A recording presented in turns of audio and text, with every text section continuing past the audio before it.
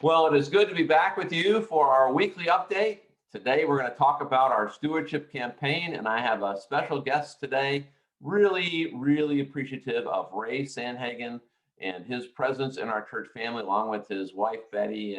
And Ray is the current vice chair of our leadership council. That's the umbrella board of the church that oversees all of it. He's the vice chair and also served a number of years as the chair of our finance committee. Ray, I'm so grateful for you and for your presence and for your faith, and I just welcome you today. Well, thank you. It's great to be with you, David. Appreciate the invitation to join you.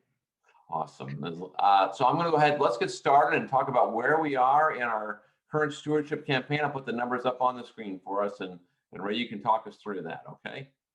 Okay, sure. As we are still in the midst of our 2021 campaign for stewardship, we had a goal to raise or obtain 300 giving units, and those would be pledging giving units, totaling $1,414,000 for the year. So year to date, we've have been successful in having 207 giving units and $1,079,000 that has been pledged towards our overall goal. Now, our budget, that's about 76% of the amount that we are hoping to have by the end of the campaign.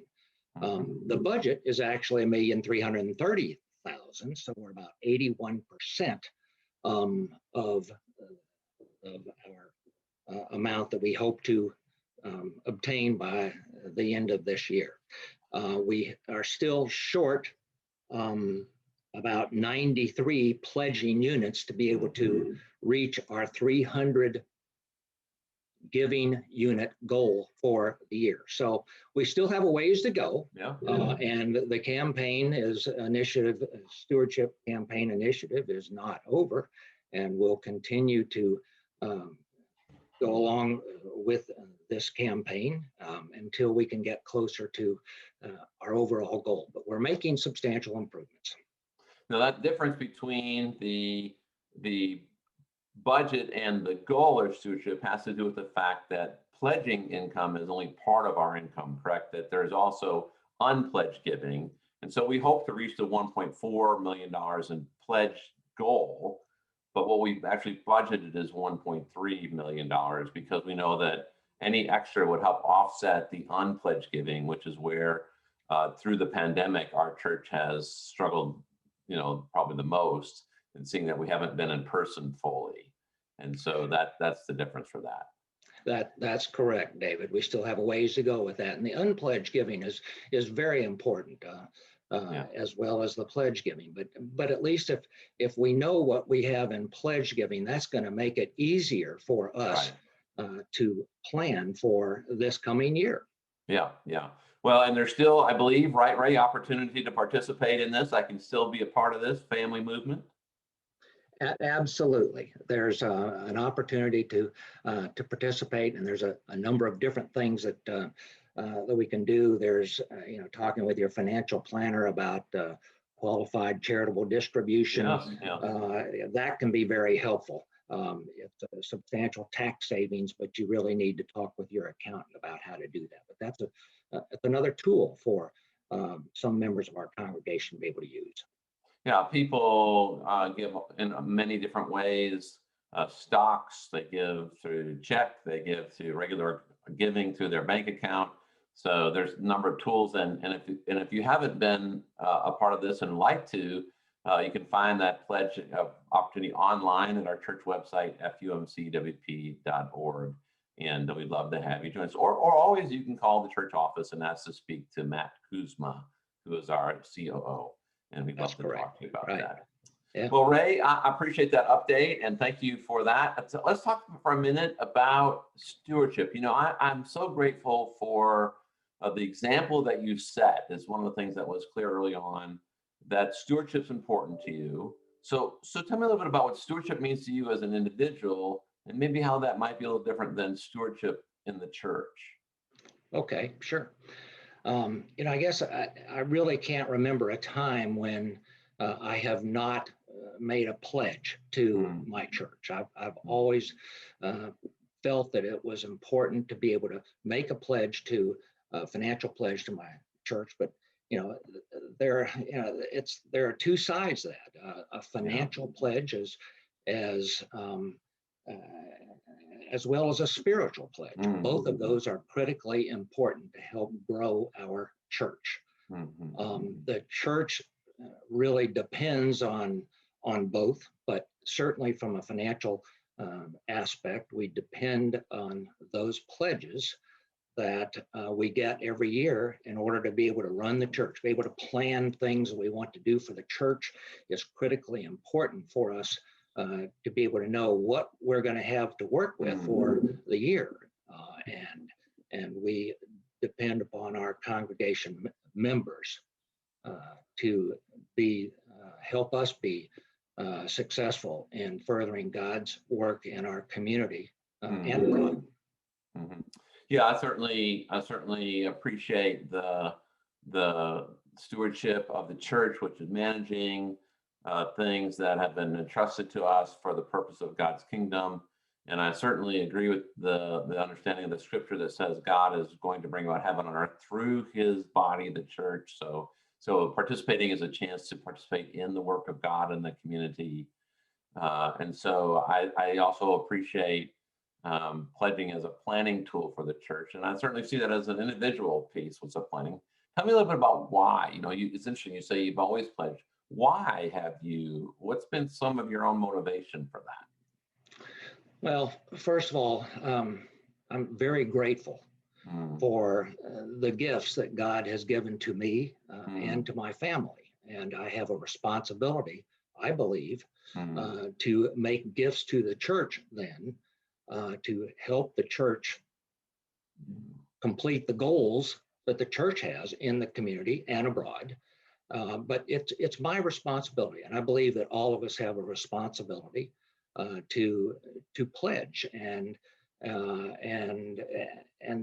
I think a lot of people too, maybe not a lot, but there are certainly some people that feel uncomfortable in making that pledge financially each year because they think, well, this is a contract with the church, and if I can't fulfill that pledge, then it's a legal contract and I'm going to be in trouble. And that's clearly not the case. I mean, all we're saying is, please, if you can, make a pledge. And if your situation should change during the year, call the church, call us up and say, hey, I can't fulfill that pledge like I was hoping to because of a change in my life. And the response will be, hey, that's okay. We will, we'll reduce your pledge to whatever you feel more comfortable with. So, I certainly in my role know that people's financial situation, and then of course, as you've said as well, our time, our talent, our gifts, the spiritual side of our pledge as well changes, and so sometimes through things that we don't expect. And I see it change for the positive, where people wind up saying, I've been blessed and hey, I'm going to be a greater blessing. And I've seen others say, it's not the season. It's the season I have some unexpected things. And that is always treated confidentially. These pledges are kind of lumped together into one big figure so that this is not something that's shared broadly, but it is something that happens fairly frequently, both in a positive and in a more restrictive way. We just that's just part of what happens. And that's part of the faith part of the church as well, is the trust that God is going to wash that all out and so forth. So I'm really appreciative and intrigued by your statement about gratitude as a foundation for giving. It sounds kind of silly, but the image that comes to my head is this whole, the movie with Tom Hanks, Saving Private Ryan, and they go and they find this, they find him behind enemy lines and they sacrifice their lives so he can get home. And at the end of the, kind of standing at the tombstone there, and he's like, I hope I've lived my life in the right way that's been worthy of the sacrifice that you've given for me. And I kind of think of all that God has given in my life and all the talent and resources. And I feel a sense of commitment to honor that I That's know very I've true. given them. Commitment and responsibility. Yeah. You know, it's important that we do whatever we can to support our church with the gifts that God has given us. Yeah, yeah. Well, Ray, I really appreciate that, and I appreciate your leadership. I know that you have grandkids. Tell us about the grandkids. The joys of our life. Grandkids are absolutely wonderful. We are fortunate enough to be able to spend a couple of days a week with our grandchildren now and help out with babysitting duties. But and so I've been building forts and riding bicycles and playing baseball and just having a ball with the grandchildren now that we've been able to be around them a little bit more. So that's amazing. Well, I know you're married to a granddaughter saint. that's 2 and a grandson that is 7 now. So it's 2 and 7. Delightful ages. And you're married to a saint named Betty, which I appreciate and know her. And Betty and I've been married for almost 45 years now. So. Wow! Congratulations on that. Congratulations. And you served as an executive for a major bank, correct?